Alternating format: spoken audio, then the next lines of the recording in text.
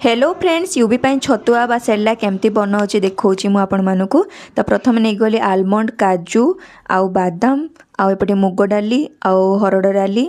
आउ ये रहा बिरी आउ चाउल मु एगुड़ा सब जाक को भल भाव में धोईदेवी आउ बतुरेबी खाली धोईकी तार मैला पानी गुड़ा काढ़देवी आउ टिके खरारे सुखेदेवी टिके झंझणिया सुखी सारा पर मुझे हल्का भाजीदेवी।